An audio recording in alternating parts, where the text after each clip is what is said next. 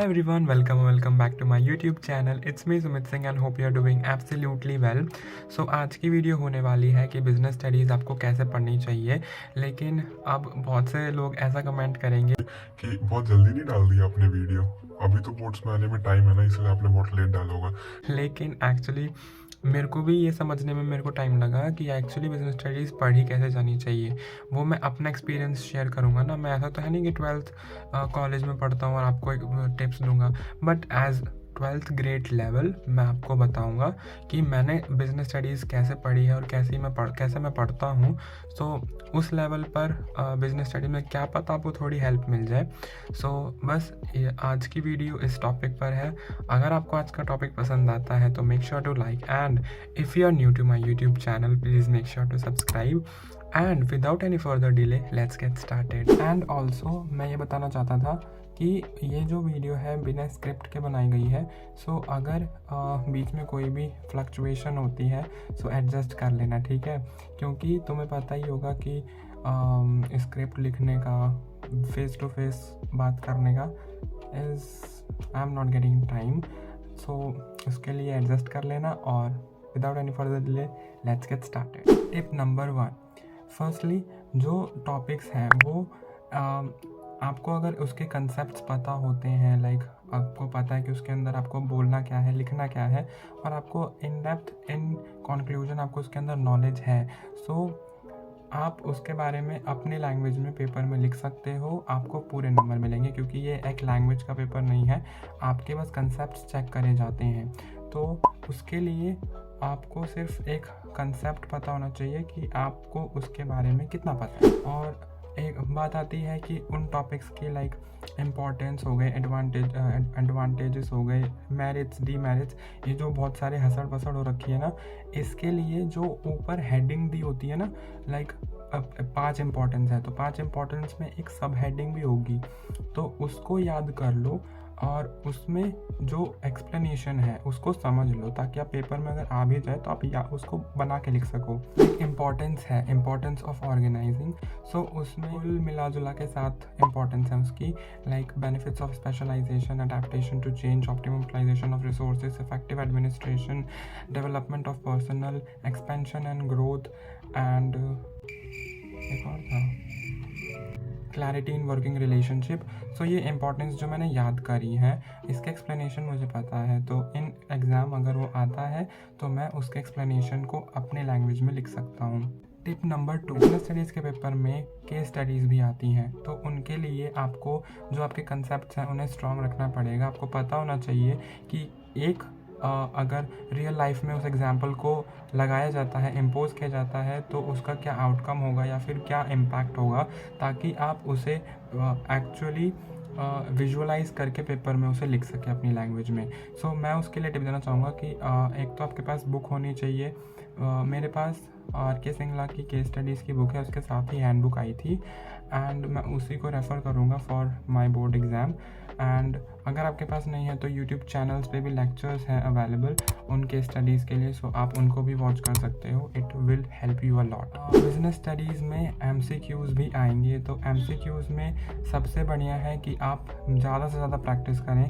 आपके पास बुक होंगी, reference book होंगी, या फिर आपके पास अगर नहीं भी है तो आप यूट्यूब पे लेक्चर्स देख सकते हैं, जहाँ पर आपको बहुत सारी एक्सप्लेनेशन भी मिल जाएंगी MCQs की। लेकिन अभी आपके पास इतना टाइम नहीं है कि आप पूरी की 2-2 घंटे की वीडियो देखो। सो उसके लिए आप बस पॉज करो वीडियो, MCQ पढ़ो, आंसर निकालो, चेक करो एंड आगे बढ़ो। Skip the explanation part if you know the answer and if you know the explanation. Business studies में वी नो दैट हम समझ बहुत जल्दी लेते हैं, लेकिन द मेन प्रॉब्लम अराइजेस कि हमें याद ही नहीं होता। अगर पेपर में एक सिचुएशन आती है कि एक क्वेश्चन है, ठीक है, उसके जो आंसर है आपको बिल्कुल भी नहीं पता कि उसका आंसर एक्चुअली क्या होगा, लेकिन तब भी you want to attempt that question because you can not afford losing a single mark. So उसके लिए जब मैंने प्री बोर्ड दिए थे तो उसमें मैंने जो क्वेश्चंस अटैम्प्ट किए थे, आंसर्स लिखे थे, उसमें उसका जो लाइक प्रेजेंटेशन है वो मैंने बहुत अच्छे से किया था। तो टीचर ने बिना पढ़े ही लाइक प्रेजेंटेशन देखी, उसके रेलेवेंट पॉइंट्स देखे, मतलब मैंने कुछ रिलेटेड ही लिखा था, रेलेवेंट पॉइंट्स देखे एंड चेक करके फुल मार्क्स दिए। सो मैं आपको बताऊंगा वो जो प्रेजेंटेशन है वो आपकी स्ट्रांग होनी चाहिए। लाइक अगर 5 इंपॉर्टेंस बोला है तो इंपॉर्टेंस में आप इंपॉर्टेंस लिखो और उसके फ्लो चार्ट जैसा बना के और उसकी 5 इंपॉर्टेंस हेडिंग में लिख दो। टीचर कभी कभार तो ऐसा होता है कि वो इंपॉर्टेंस के जो आपने टॉपिक्स लिखे हैं ना, सिर्फ उसे ही पढ़ के आपको पूरे मार्क्स दे देगा। लेकिन इन केस आपका क्वेश्चंस बड़ा है, लाइक 5 to 6 मार्क्स का है, सो उसमें एक्सप्लेनेशन रेलेवेंट 3 to 4 लाइन्स की आपको लिखनी पड़ेगी। सो उससे रिलेटेड अपनी लैंग्वेज में लिख देना, that's it, and you will score full on that question. Business studies के जो चैप्टर्स होते हैं, अगर आप बोलोगे कि सबके निमोनिक्स बना लें और फिर सबको याद कर लें, तो ये सबसे बड़ी गलती होगी। क्योंकि मैंने भी सोचा था 12th के स्टार्टिंग में कि मैं निमोनिक्स बना लूँगा, सबके निमोनिक्स अपने दिमाग में रख लूँगा कि हाँ इसका ये होगा, इसका वो होगा, एंड फिर पेपर में उसको लिखाऊंगा। लेकिन ये एक से ज़्यादा चैप्टर के लिए मेरे लिए वर्थ इट नहीं था, क्योंकि उसमें मैंने देखा कि एक निमोनिक है, मेरे को निमोनिक ही याद करने में ज़्यादा टाइम लग रहा है रैदर देन अगर मैं उसके इंपॉर्टेंस अच्छे से पढ़ लूँ और उन्हें याद करूँ। उन्हें पढ़ने में मेरे को आसानी रहेगी, लेकिन निमोनिक्स को याद रखने में मेरे को ज़्यादा दिक्कत आ रही थी। सो इफ़ यू थिंकिंग कि निमोनिक्स हेल्प करेंगे, कुछ ही चैप्टर्स के लिए हेल्प करता है, बाकी सारे चैप्टर्स के लिए you have to study and you have to learn that topics and sub topics. अब आप बोलोगे कि बताओ तो तुम कैसे याद करते हो, ऐसे थोड़ी ना बस पढ़ लिया और याद हो गया, ऐसा नहीं होता। मैं बताऊं तो सबसे पहले आप टॉपिक डिसाइड कर लो कि आपको कहाँ तक पढ़ना है। लाइक इम्पोर्टेंस आज लाइक 1 घंटा आपके पास है, 1 घंटे में आपको इम्पोर्टेंस, उसके मीनिंग, उसके एक और टॉपिक, उसकी इम्पोर्टेंस, उसके डिसएडवांटेज, ये 5 टॉपिक हैं। इन 5 टॉपिक को आपको याद करना है। सो उसके लिए आप पहले एक बार रीडिंग ज़रूर करो, उसको रीडिंग लाइक करो करो करो करो और जब तक वो एंड तक ना पहुंचो तब तक लगातार करो, बिना ये सोचे कि आपको समझ में आ रहा है कि नहीं। फिर नेक्स्ट टाइम जब आप उसको पढ़ोगे ना, सो आपको दूसरी बार पढ़ते वक्त ज़्यादा से समझ में आएगा। पहली बार पढ़ने में आपको कम टाइम लगा, लेकिन दूसरी बार जब आप पढ़ोगे थोड़ा सा टाइम दो, थोड़ा सा अपने दिमाग को बोलो कि हाँ देख ये टॉपिक है, आप मेरे को ये करना है और तेरे को ये करना है, तो को ये समझना है, तो आपका दिमाग धीरे धीरे खुद ही वो जो टॉपिक्स हैं उन्हें याद करना स्टार्ट कर देगा। सो मेरे साथ ऐसा होता है, अगर मैं 2-3 बार भी पढ़ लूँ ना तो मेरे को याद हो जाता है। वो टिप जो मेरे ख्याल से बहुत कम बच्चों को लगता होगा कि बिजनेस स्टडीज़ मेरे को समझ ही नहीं आ रही है, सो उसके लिए I will recommend a YouTube channel which is magnet brains. Magnet brains में जो मैम है वो इतना अच्छा पढ़ाती हैं कि it will clear all of your concept, because वो जो एग्जाम्पल्स देती हैं रियल लाइफ में वो आपको दिमाग में मतलब अच्छे से समझ में आ जाएगा। तो आप बिजनेस स्टडीज़ को कंसेप्ट वाइज कभी नहीं भूलोगे।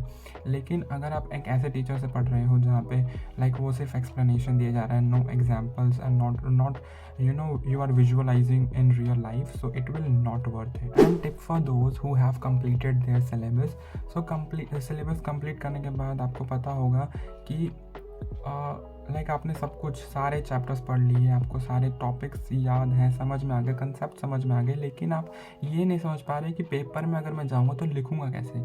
सो आपको ये जो प्रेजेंटेशन है ना आंसर की, ये आपको घर मतलब पहले ही कर लेनी है, आपको पता ही होगा ऑफ कोर्स, लेकिन जिसको नहीं पता वो आंसर की प्रेजेंटेशन घर पर ही कर ले पहले से। वो जो स्टेशनरी शॉप है वहाँ पर आंसर शीट मिल जाती हैं, वो हॉरिजॉन्टल शेप वाली।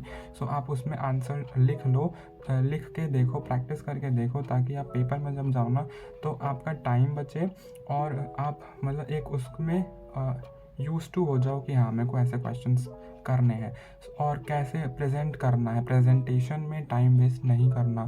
तो पहले ही घर पे अगर आप टाइम वो सेट कर लोगे कि हाँ मेरे को इतनी देर में इतने क्वेश्चंस करने हैं या फिर ऐसे प्रेजेंट करना है with in a period of time, so आप कर लोगे। तो ये टिप थी, आई नो सबको पता होगा। So and it is it for today. I think I am able to clear all of your doubts and अगर कोई क्वेश्चन है, क्यूरी रह रही है बिजनेस स्टडीज़ में अब क्या करें या फिर अभी भी मुझसे नहीं हो रहा, so let me know in the comment section, मैं उन्हें कमेंट में रिप्लाई कर दूंगा।